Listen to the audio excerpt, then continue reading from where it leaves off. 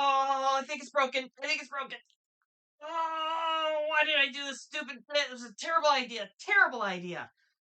Stupid idea. Medic! Medic!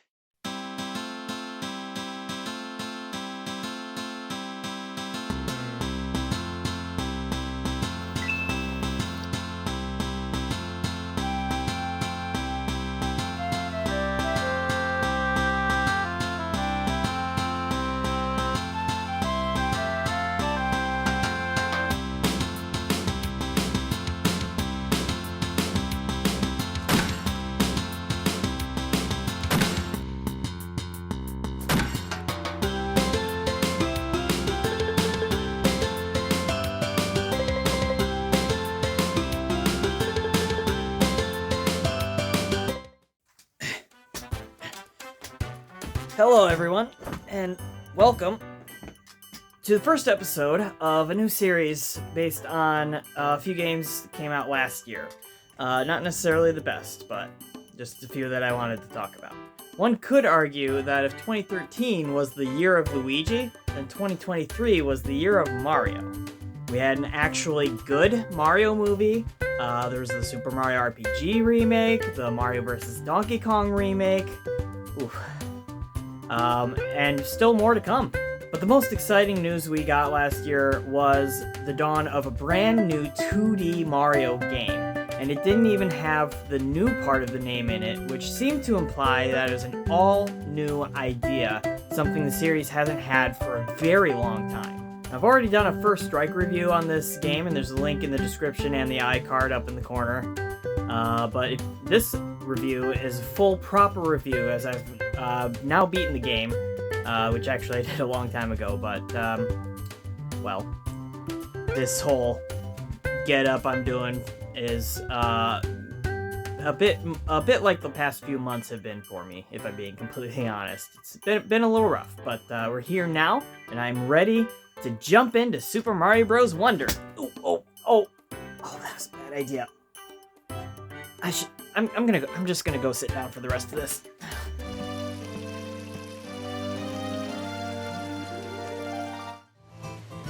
Like most kids, I've grown up with Mario all my life, but Mario wasn't nearly as old when I was a kid.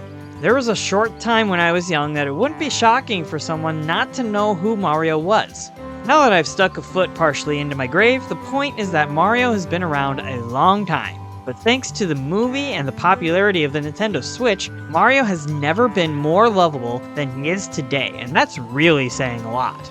The only thing missing was an original, classic-style 2D Mario game for the Switch, with New Super Mario Bros. U Deluxe being a good title, but a remake. I'm not sure it's actually a good title, but you know what I mean.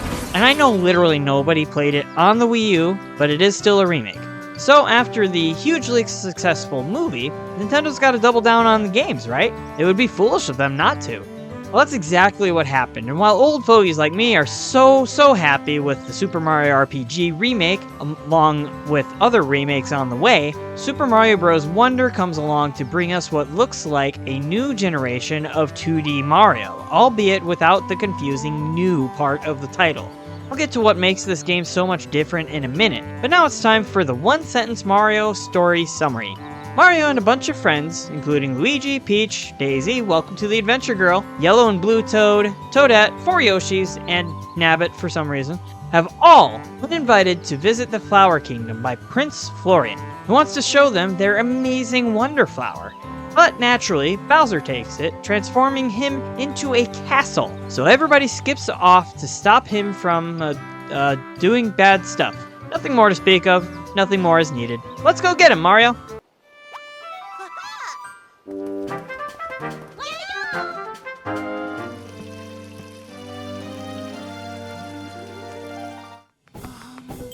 This is a case where I'll share the link to my first strike video for a more in-depth look at my initial thoughts of the game. But if you don't want to go that far, here's the short version. Just look at it. Look at this level. Look at this level. Look at it. This game is so pretty and awesome. The music is also great, but the gameplay is by far the most exciting part. Now I will say, the first half of this game or so felt a little like recycling all the stuff we knew about from the trailers, which didn't diminish any of the fun by any wild stretch of the imagination, but it did leave me wanting to see more. Luckily, the game's not over yet.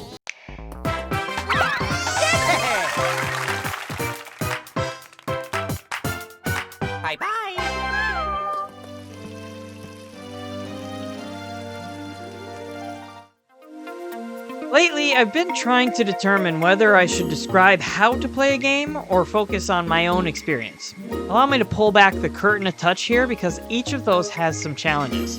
In this case, how do I describe Mario's gameplay? It plays like Mario is definitely accurate, but should I assume everyone knows what that means? On the other hand, if I'm describing my own experience, I'm likely to reference specific moments that I then have to sift through hours of gameplay footage to find. Maybe it'll just depend on the game, but let me try focusing on my playthrough today, and we'll see how it goes. I said in my first strike that I was hoping to be constantly wowed by this game, the way Odyssey made me feel.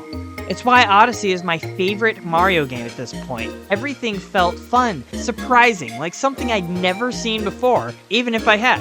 At the point of that first strike video, I hadn't been wowed the same way yet. The first half of the game or so was mostly the ideas that we'd already seen in the trailers. Things like stampeding enemies, living pipes, and so on. It's not as if anything was unenjoyable, I had a good time. One of the bigger surprises were these seek and find levels. This is really cool because of the always online features this game employs. See, throughout your adventure, you'll see ghostly versions of other players throughout your world, both on the map and in levels. It's actually really fun because there's no need to interact with them any more than you want to. If you do interact with the other players, you only have a couple ways to do it. There's a little emote button, but there are two other special ways. One, you can drop your stocked item, and instead of grabbing it for yourself, you can let somebody else have it. And, far more importantly, there are these standees. So similar to the new Super Mario series, if you die, you have a few seconds where another player could revive you. Sometimes you have to fly a long way to get to them since they're not limited to your screen, but they can also drop a standee that can revive you in a pinch. Standees can also be used to try and let others know about some kinda hidden block or other secrets, and that's the key to the seek and finds. You could probably stumble through on your own, but the idea is to try and communicate and work with other players to find all the secrets. This is by far my favorite idea in this entire game. I want so much more of this, and that's a phrase you'll hear at least a couple more times. Now, it's not as if I was never surprised. A couple worlds don't have a boss battle at all, and I was delighted to see the return of a special world with tougher levels than anywhere else. There are some levels just called break time that are just simple, fun, breaks from the action. Plenty of these are musically themed, and I love any part of a game that lets me appreciate the music. Any transformative Wonder Flower was delightful, though I can't recall which I found in the early parts of the game, but I love these as they challenge me to learn an entirely new way to play very quickly and briefly. But the real surprise came with World 4, the Sun-Baked Desert. This is by far my favorite area of the game. Yep, that's right, a desert. The theme, usually including rough terrain, tricky enemies, and obnoxious illusions, was the most fun. For one, this is the first area that felt enormous. I was here for 2 hours of straight bliss, thanks to invisible level entrances, several hidden pathways and secrets, and a wealth of fun ideas. Naturally, I can't think of many specific examples off the top of my head, but I remember unlocking the river jump badge, and now I'm realizing I haven't covered that aspect of the gameplay. So one of the cooler ideas are these badges that give you an extra ability of your choosing. Some are purely for fun, like Rhythm Jump, but several can be used to ease up some difficult obstacles if they're giving you trouble. There's a Safety Bounce, which saves you from one deadly fall, Parachute Cap to help you land safely, and a bunch more that are totally worth finding on your own. This is one of the best ideas this game has by far, and there's going to be a way for everyone to enjoy them as they please. A couple even make the game harder if that's what you want. Definitely not me. Yeah, Springy Feet badge, I'm looking at you. At any rate, the world overall was a nice blend of familiarity and fresh concepts, like the fungi mines. What a cool idea that instead of coal or whatever, they mine for mushrooms. One disappointment I had was the lack of bosses, and the few that exist lack that sense of wonder, except the last boss, which was fun, but still way easy. The power-ups also felt a bit underwhelming, though I was pleasantly surprised by the utility of the drill cap. That thing is just as good as the fire flower or raccoon suit. But the most exciting thing for me? After beating the game, I was ready to set it aside and focus on this video, but after I saw my own favorite creator cover it, I went back and discovered a whole section of World 1 that I completely missed. Honestly, this area would have greatly improved my early experience with this game, as a lot of the cooler ideas that I discovered later were also here. Plus, I went ahead and completed the game as well, and this game has a Champions Road level. Check out my video on 3D World plus Bowser's Fury if you don't get that reference, but this final level is really not as hard as that one. Ha! Gotcha! Don't worry though, it's still plenty hard. I was working on it for about an hour and 15 minutes. And trust me, I have the clip. It was fascinating, actually. The penultimate level basically remixes a ton of the various wonder effects. That was pretty cool and fun. But this one was all about the badges. It gives you room after room, auto-equips specific badges for each, and then sends you through the gauntlet. Honestly, the main reason it's a little easier is the existence of checkpoints. For this, I say, thank you, Nintendo! Thank you so much! If they had no checkpoints here, I would have really hated this level. But instead, it felt like a tough, fair challenge to round out a wonderful game. Yes, I know it's an easy pun, but it's also true.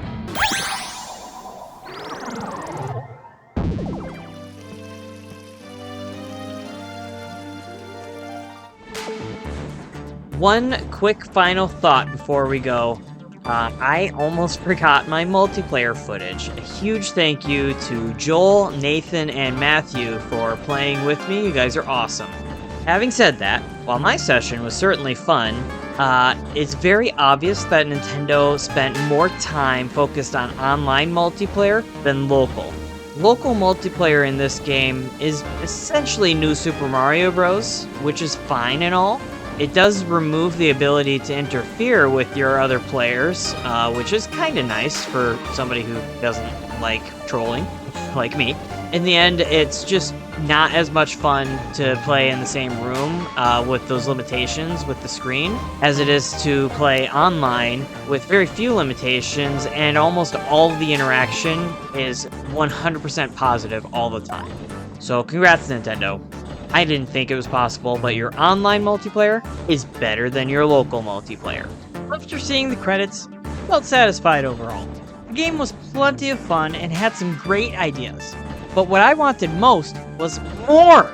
Finding those last few levels and beating those last 2 levels was just enough to leave me feeling full, but not overstuffed. I don't know why it became a food analogy, but even if this game feels a bit on the small side initially, pushing through those last levels was the perfect way to round out the experience. I imagine I will return and enjoy the game in the future. For now, this is probably the most intentionally built game this year. Nothing wasted, no fluff, just pure Mario wonder.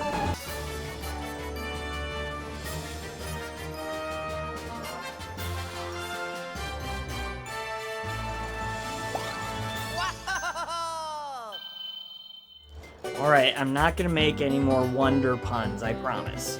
Super Mario Bros. Wonder might be the best way for us to finish, like, the 3rd best year in gaming. I don't know yet, but look forward to that top 5 sometime late down the line. In terms of all the high-profile games that came out last year during 2023, I am just over the moon. It was such an incredible year. Like I said at the top of the video, this particular video starts a series on 5 somewhat random games that came out last year. A lot of them, though, are very much the best of the best because I just can't get over how good the year of 2023 was for gaming. These 5 videos are not in any particular order. There's no ranking, because if you know me, Tears of the Kingdom was by far the top. Easy. But I'm not ready to do that video just yet. Having said all that, if you added Super Mario Bros. Wonder to your backlog last year, I would say at least keep it around and be sure to finish it. I think in time, no way to know for sure, but in time I do think that this will be viewed as one of the all-time great Mario titles we've received. Oh, and by the way, I'm perfectly fine. The crutch and stuff, it's just a stupid joke, okay? I'm perfectly fine, I promise. Not a joke, though. Do not play with power tools. That is not a joke. On that note, I'm off for now. Have a great time, and happy gaming!